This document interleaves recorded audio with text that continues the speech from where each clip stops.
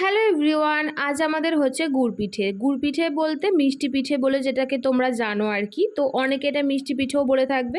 তো কেন আজকে আমাদের গুড় পিঠেটা হচ্ছে তার একটা কারণ আছে। কারণ আমার সোনামণির যখন ষষ্ঠী পুজো হয়েছিল তখন যেহেতু ওর মাসিমণি ঘরে ছিল না, তো সেই কারণে ও এই দুদিন হলো বাড়ি এসেছে। আর ওর হচ্ছে আবদার হচ্ছে গুড় পিঠে খাবে, যেহেতু ও তখন ছিল না। তো সেই জন্যেই ওকে এখন গুড় পিঠেটা করে খাওয়ানো হবে।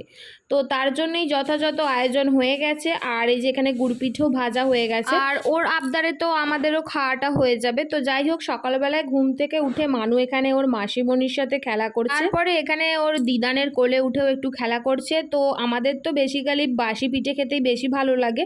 তো সেই জন্যই এখন সকালবেলায় আমরা চাটা খেয়ে নিয়েছি আর তারপরেই বসে গেছি গুড় পিঠে নিয়ে। এই যে আমি তো থালা নিয়ে একবারে বসে পড়েছি। আমার তো বেসিক্যালি ফেভারিট গুড় পিঠেটা।